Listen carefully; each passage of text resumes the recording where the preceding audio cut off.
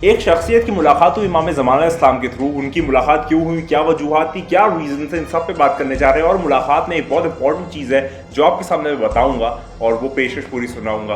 आप वीडियो देखते रहिए, हम इसी बात करेंगे। तोड़ दे हस्ती है तू, हस्ती है तू।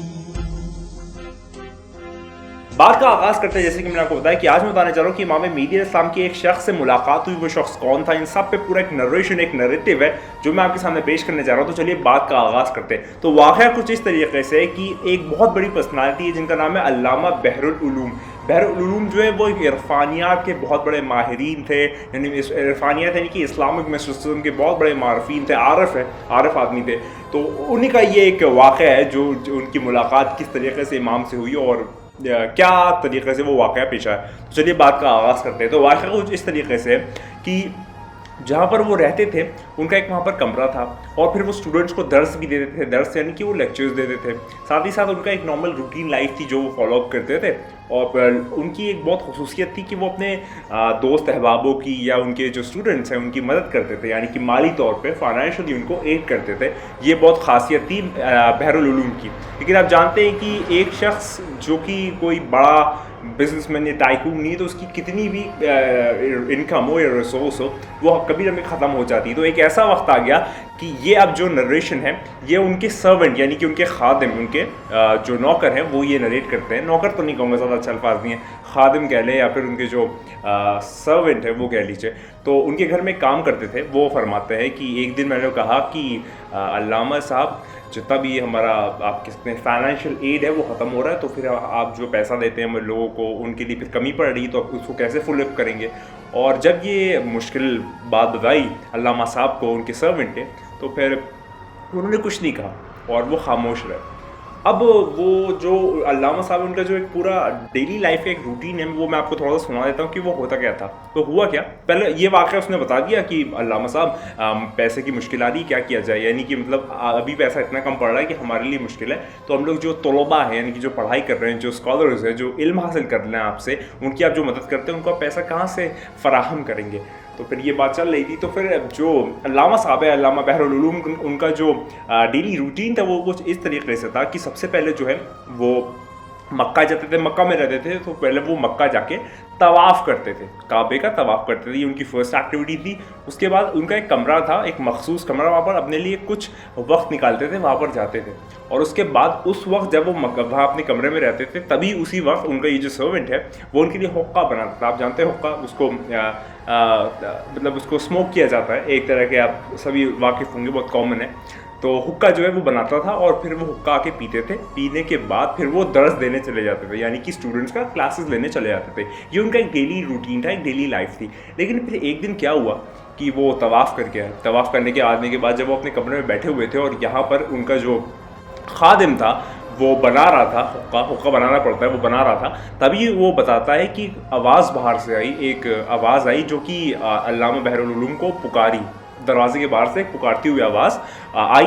अब अल्लामा बहरुल उलूम जो है वो एकदम पहले वो रिलैक्स बैठे हुए थे, जैसे ही उनको वो आवाज़ सुनाई दी वो एकदम आप कह सकते हैं हम्बल पोजीशन में या फिर बहुत ज़्यादा इनकिसारी की पोजीशन में या फिर बहुत खाकसारी पोजीशन में आ गए और जल्दी से अपने सर्वेंट को कहा, यानी कि जो ये सुना रहा है, कि ये जो हुक्का है इसे ले जाओ।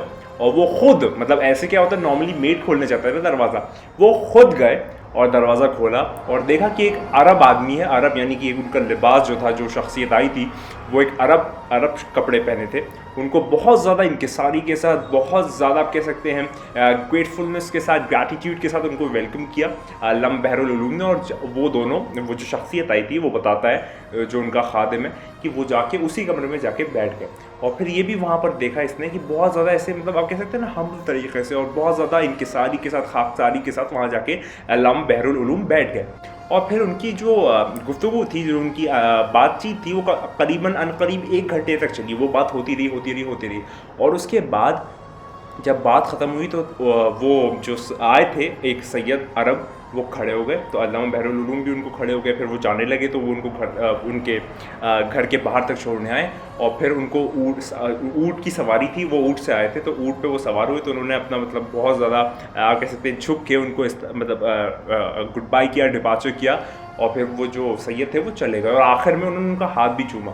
अल्लामा बहरुल उलूम ने हाथ भी चूमा उन सैयद का। और फिर वो चले गए। और उनके पास एक नोट था जो वो सैयद ने अल्लामा बहरुल उलूम को दिया था। और उसके बाद जो अल्लामा बहरुल उलूम है वो घर के अंदर आ गए। घर के अंदर आने के बाद इस सर्वेंट को बुलाते हैं, इस खादिम को बुलाते हैं और कहते हैं कि ये नोट लो और सफ़ा पहाड़ वहीं पर एक पहाड़ है, सफ़ा पहाड़ के पास फला जगह जाओ, वहाँ पर तुमको ये फला दुकान मिलेगी, यहाँ पर जाके ये नोट जो है वो उसको दे देना बस। उसने कहा ठीक है, बिल्कुल सही हो गया। वो उसने खादिम ने नोट लिया और आगे बढ़ने लगा, चलने लगा और जाके सफ़ा पहाड़ के पास गया तो उसने उसी एग्जैक्टली उसी दुकान पे पहुंचा जहाँ पर अल्लामा साहब ने कहा था। और जब वो पहुंचा दुकान पे तो दुकानदार को उसने वो नोट दिया, उसने वो कागज़ का टुकड़ा दिया। और जब वो कागज़ का टुकड़ा दिया उस दुकानदार को तो दुकानदार ने उसको बहुत एहतराम के साथ, बहुत ज़्यादा आप कह सकते हैं रिस्पेक्ट और डिसिप्लिन और एक बहुत ज़्यादा इग्नाइटफुलनेस के साथ लिया और उसको लिया, आंखों से लगाया, चूमा। और उसके बाद कहा कि तुम अकेले आए हो? तो उसने कहा हाँ मैं अकेले आया हूँ। तो उसने कहा ठीक है, जाओ 2-3 अपने मज़दूर और ले आओ, मतलब आसपास से मज़दूर हायर कर लो। तो उसने कहा ठीक है, उसने कर लिया। उस खादिम ने, अल्लामा बहरुल उलूम के खादिम ने, जब उस दुकानदार ने कहा, 4 खादिमों को उसने हायर कर लिया। उसके बाद जो है वो जो शख्स था दुकानदार, उसने जितना मुमकिन हो सकता था, यानी कि जितना ज़्यादा एट मैक्स जो कैपेसिटी थी उतना ज़्यादा पूरी बोरी के बैग्स पैसे के साथ उन चारों मजदूर के ऊपर लाद दिए, एट मैक्स जितना हो सकता था, जस्ट उस नोट के बेसिस पे, उस कागज़ के टुकड़े के बेसिस पे। और ये जो खादिम था इसको कुछ समझ नहीं आ रहा था, उसने कहा ठीक है अब चले जाओ।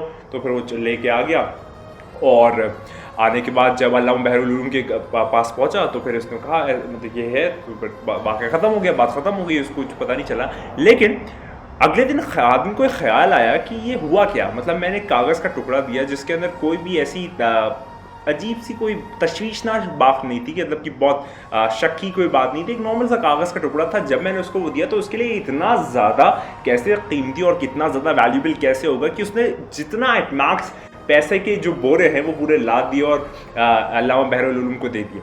तो फिर उसने सोचा कि एक काम करता हूँ, मैं जाता हूँ उस दुकानदार के पास, सफ़ा माउंटेन के पास, और वहाँ जाके पूछता हूँ कि आखिर ये दुकानदार कौन है सबसे पहले। उसके बाद फिर उसने इतना ज़्यादा सिग्निफिकेंस और इम्पोर्टेंट क्यों दी उस कागज़ के टुकड़े पे, और ये जो कागज़ का टुकड़ा है ये आखिर क्या अपने आप में वैल्यू रखता है। और वो जो एक सैयद आए थे घर में, उन्होंने ये कागज़ का टुकड़ा दिया था, तो वो सैयद कौन थे, ये पूरा जो माजरा है। अब हालांकि अल्लामा बहरुल उलूम से पूछ सकता था लेकिन नहीं पूछा, क्योंकि वो मालिक थे या सरदार थे या जो भी कह ले, ओनर थे उसके, तो थोड़ा सा हिचकिचाहट होगी। लेकिन फिर वो गया उस दुकानदार के पास, वहाँ पहुँचा सफ़ा माउंटेन पे। आज वो देख रहा वो दुकान कहीं मिल ही नहीं रही, मतलब उसको फील ही नहीं हो रहा कि वो जगह तो है लेकिन वो दुकान नहीं दिख रही मुझको। तो फिर उसने सोचा यार दुकान कहाँ है, मैं कल तो आया था यार, मतलब पता नहीं चल रहा। तो उसने कहा कि चलो मैं किसी से पूछ लेता हूँ, किसी से रेफरेंस ले लेता हूँ कि ये वो दुकान कहाँ पे गई है। तो फिर लोगों से वो पास गया, लोगों से कहा कि देखो फला शख्स था, ऐसे दुकानदार था एक, वो यहाँ दुकान थी कल, वो दिख नहीं दी, वो दुकानदार कहाँ है, कुछ पता है, बन के मतलब घर शहर से चढ़ा तो नहीं गया क्या, इस चक्कर है। तो वहाँ के लोगों ने कहा कि जैसा तुम हुलिया बता रहे हो, जैसा तुम पूरा फिजिकल अपीयरेंस बता रहे हो, जैसा तुम दुकान बता रहे हो, ऐसी दुकान तो यहाँ कभी एग्जिस्ट ही नहीं करती, ऐसी दुकान तो यहाँ कभी एग्जिस्ट ही नहीं करती। आप समझ रहे मेरी बात, ऐसी दुकान यहाँ एग्जिस्ट ही नहीं करती, यहाँ पर ऐसा कोई था ही नहीं कभी, जब से हम ज़माने दराज से यहाँ पर मौजूद हैं, यहाँ पर ऐसा कोई भी शख्स नहीं था।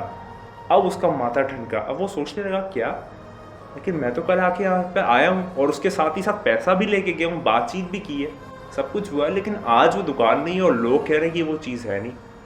फिर वो बैठ गया, फिर उसने थोड़ा अपने जहन के घोड़े दौड़ाए और उसने कहा हो ना हो, ये सारा जितना भी कुल करिश्मा है, ये सारा जितना भी कुल आप कह सकते हैं मिरेकल है, ये सारा जितना भी कुछ हेल्प है, डिवाइन हेल्प है, ये किसी ना किसी के थ्रू नहीं हो सकती। फ़कत ज़माने का मौला यूसुफ ज़ोहरा नरगिस चाशमन इमाम ज़मान अलैहिस्सलाम जो थे, वो थे जिन्होंने ये सारी चीज़ें जो है वो प्लान आउट की थी, और ये उनकी डिवाइन हेल्प है जिसके थ्रू अल्लामा बहरुल उलूम की मदद हुई और ये पूरा जो केस सिनारियो था वो हैपन हुआ।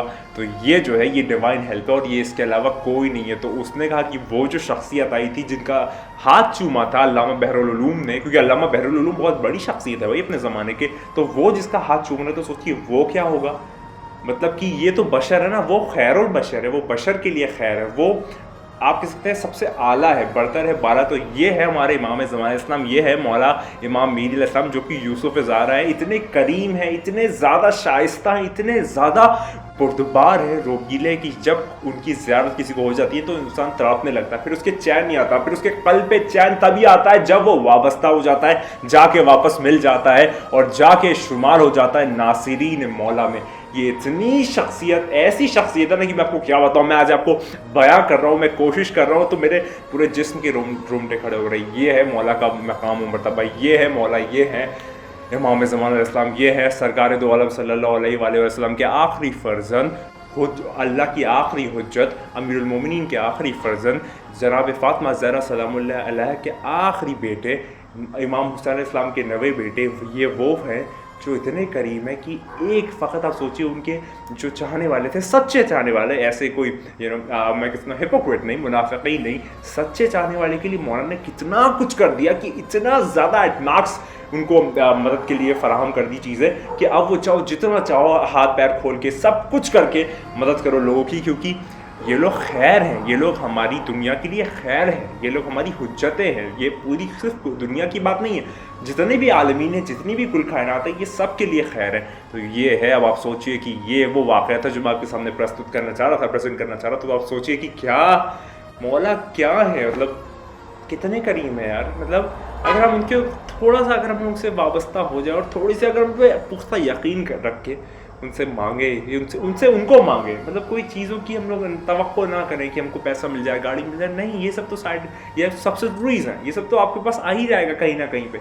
मौला की मोहब्बत जो है वो मेन चीज़ है। और मौला का आखिरी फरमान मैं ज़रा कोट करूँगा इस वीडियो को एंड और कंपाइल करने से पहले, कि मौला फरमाते हैं, इमाम ज़मान अलैहिस्सलाम फरमाते हैं, वक्त का इमाम फरमाता है कि तुम मेरे आशिक हो ना, तुम मेरे नासिर हो ना, तुम यकीन की हदों में रह के, यकीन यानी कि बिलीफ के साथ, यकीन की हदों में रह के मुझसे कुछ तलब करो, मुझसे मांगो, मुझे बुलाओ, मुझ पे यकीन करके ये कुछ तो कहो कि मैं तुम्हारा इमाम मौजूद हूँ।